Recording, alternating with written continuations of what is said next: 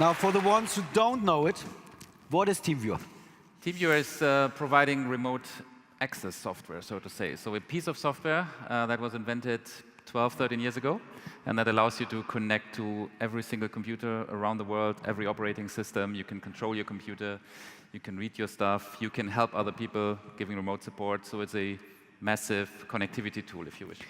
And can you also access an iPhone, actually? Yeah, by now you can access every device.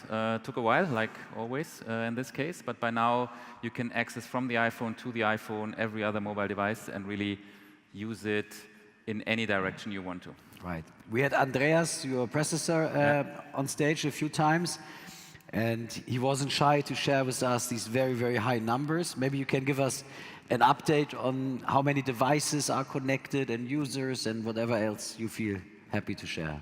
Yeah, I think it is actually impressive if you think about where the company is coming from and what the tool is doing, and then it has spread over the years. It has been installed by, I think now more than 1.7 billion devices since inception, so that's quite an impressive number. And we have roughly 300 million users every year, and as we speak, probably 40 million connections.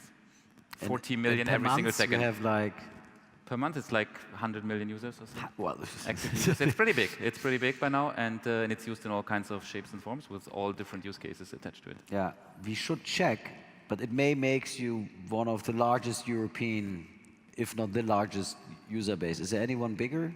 Probably there are, but what I would say, what I'm proud of is that it has grown nicely over the last years into other regions. So this started in Germany, it started in Europe, and now it's across the world. It's really global. You can connect from Bangladesh to the US and vice versa without any problem. So it's a pretty nice user base globally now. There are quite a few companies doing what you do, and I speak from my own experience. We don't have offices, so we are using these things a lot. And TeamViewer is the best product for sure. Thank you. But you do have some incumbents like WebEx, and actually there was a company from Poland or Czech Republic, LogMeIn, which went public. They also grew substantially. But you are the market leader in terms of usage. I think for me, when we look at the metrics which are important for us, installations, active users, app downloads, we are the leader. We have a very strong brand reputation, and like you say, it's really easy to use. And generally, when I talk to people, run into people, they know TeamViewer, and they are happy with the ease of use, the functionality. It's a high quality product, I would say. And let's talk about your international presence. It's always fascinating when you have one product which fits all. Yeah. Everywhere. How many countries, in how many countries you have users? So users, it's probably around the world. What we know is, as you know, if you use the product for personal use, it's for free. If you're a business user, you have to pay for it.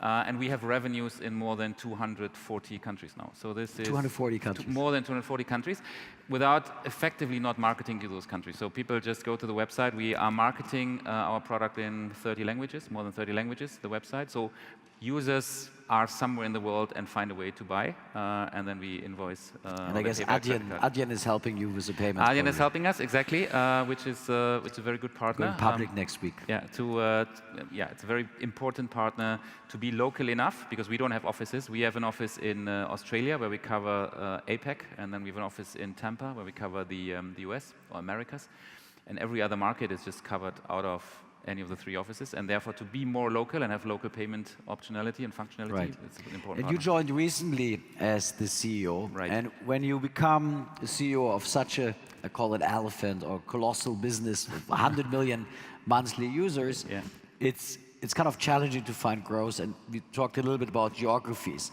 So out of the 240 countries, some of them you're more penetrated in % of computers there, I guess. So how do you work on the ones where you do see potential? So what we have by now is that the US is our biggest market by now, which is good. Germany is our home market.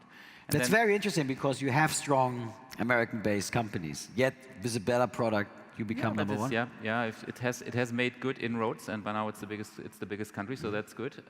And all the other market is just all about being more local. So if you take an example like Japan, we're just about to open an office there, because all the revenues we do in Japan, which are relevant and nice, but it's tiny compared to the potential. That is just it just happens incidentally. We have Japanese speakers in Australia, but now we really go there, open an office, do local marketing, and there is probably a handful of countries, big countries, where we can do the same. That will open up significantly more potential, because we do have free users in all these geographies. We have more than 1 million free users in Japan. We have millions of free users in China, India, everywhere. It's just about doing that next step and monetizing them, talk to them, and convince them that as business users, they have to pay. They cannot all be hoping they're helping their grandma. That's not likely. Consumers don't pay, business users do pay. Right. Like, what am I? Right? I have no office, I work on weekends, I can probably go under the radar, and I have been under the radar successfully. You can probably be under the radar, and that is totally fine. How do you find the naughty ones? Of course, we see the connections.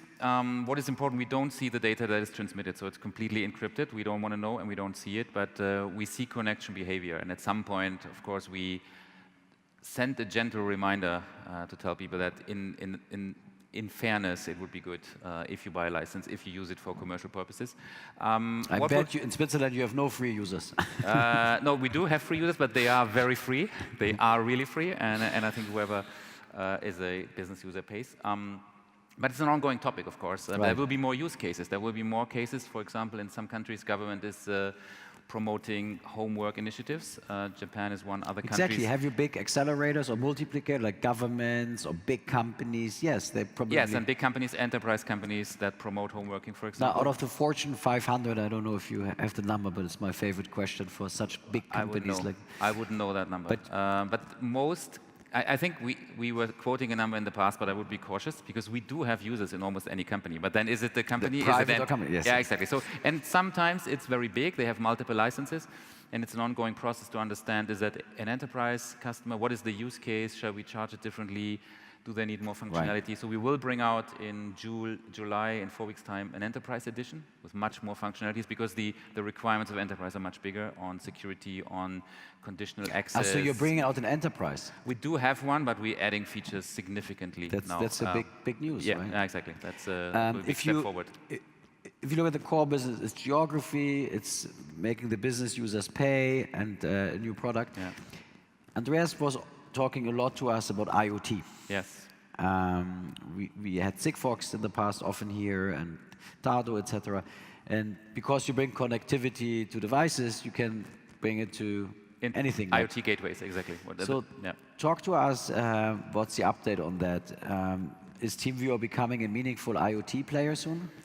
I think we have, so we now, last autumn, we launched a dedicated IoT version that is really made for connecting into gateways and then getting sensor data and so forth. And pretty quickly we had good partnerships with ThingWorx and with Vodafone. They want to market that product. And it's really focusing on medium enterprises that want a horizontal solution, not a vertical big project with lots of installation fees, but really plug and play out of the cloud, attach it, connect it to your IoT gateway, and use the software that you have been using before. So remoting into the software that you have already, rather than having a new software suite, which is very costly. So then the APIs and all these things are getting complicated, right? Yeah, and then you have to be, again, our promise is any device anywhere in the world, and that's of course where we need to add APIs to connect into all the devices that are relevant.